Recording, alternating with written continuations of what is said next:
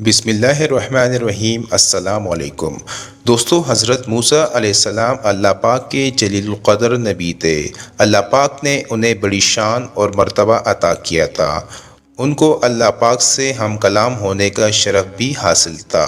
اللہ پاک نے انہیں بنی اسرائیل کی طرف سے نبی بنا کر بھیجا تاکہ وہ ان کی اصلاح کر سکے۔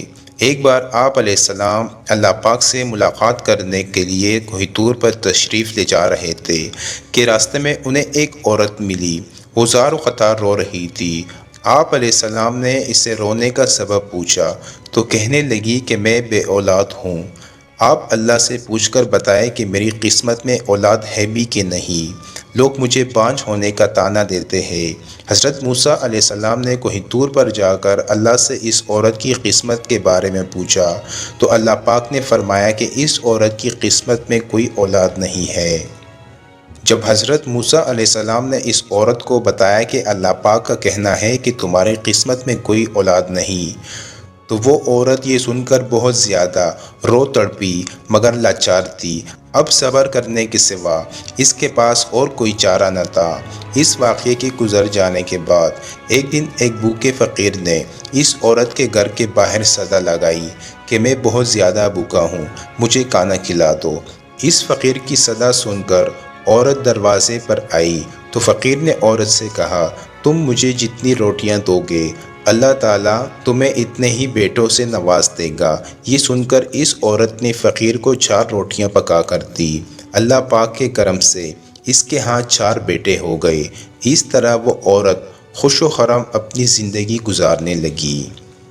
ایک بار حضرت موسیٰ علیہ السلام کا اس عورت کے گھر کے پاس سے گزر ہوا تو اس عورت نے آپ سے کہا، آپ نے تو کہا تھا کہ میری کوئی اولاد نہیں ہوگی، یہ دیکھیں میرے 4 بیٹے ہیں۔ حضرت موسیٰ علیہ السلام کو بڑا تعجب ہوا۔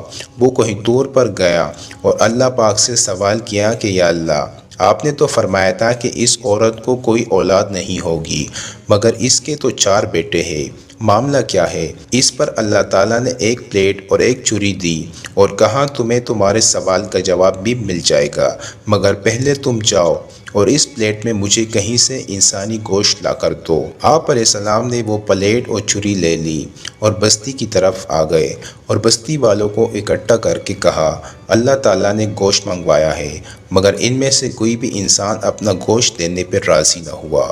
آپ علیہ السلام ساری بستی گھوم رہے تھے کہ اچانک ایک انسان سامنے آیا اور آپ سے سوال کیا، کیا بات ہے موسیٰ، آپ پریشان لگ رہے ہیں؟